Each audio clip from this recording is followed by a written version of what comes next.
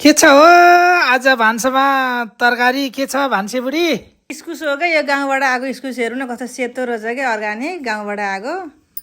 ए ल ल गाउँको लोकल मिठोरी बनाउँदा ल त कसरी कसरी बनाउँदो रहेछ म हेरिरहन्छु। बनाउँदो रे यो के अरे तेल बसालेँ मेथी फुराएँ प्याज फुराएँ गेडागुडी मिक्स गरेँ आलु मिक्स गरेँ अनि भुटभाट गरेपछि नुन बेसारहरू राखेँ अनि इस्कुस पनि राखेँ अनि मसला पनि राखेको छु त्यसलाई पनि राखिदिएँ। ए अनि मसला राखेपछि एकछिन चलाउनु पर्छ क्या भुटिनु पर्यो नि त। पर्यो पर्यो भुटिसकेपछि एक डाडु जति पानी राखेर अनि सिटी लगाइदिने। सिटी लगाइदिने। सिटी फेरि धेरै लगाउनु हुँदैन यसलाई दुई मिठो सिटी हुन्न नि लगाइदिएपछि हुन्छ होला। त। 2 सिटी लगाइदिने पाकिसक्यो अनि ग्रेभी कस्तो राम्रो भयो हेरौँ न। अनि साग छैन आज?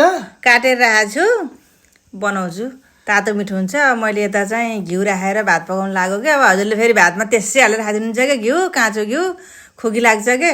मेथी फुराएर चामल भिजाएर टक्क राखेर सिटी लगाएपछि एकदम नरम खाना नै मिठो स्वास्थ्यलाई पनि फाइदा हुन्छ क्या। ए अन्डा नि उसिने हौ। यता अन्डा भल्किराखे यता अन्डा भल्किराखे अन्डा धेरै भल्काउनु हुँदैन क्या भित्रको पहेँलो भाग चाम्रो भएको मिठो हुन्छ क्या स्वास्थ्यलाई पनि फाइदा गर्छ। अनि यता दुध उमालेर राखिसकेँ तर लागिसक्यो हेरौँ न। ल खाम अब त्यसो भए पस्कियो। ल आउनु आउनु खानु मिठो छ। ओहो कति मिठो बनाएको त नि खाना त कति टेस्टी हो। तातो दुध राखिदिएछु कपमा दुध राखेर खानु। ल ल मिलाएर खाँदैछु। आहा कति ल म नि मिठो खान्छु हो। अब। ल ल आऊ आऊ सँगै बसेर खाऊँ ल। ल मलाई नि भोक लाग्यो बस्छु अब सँगै।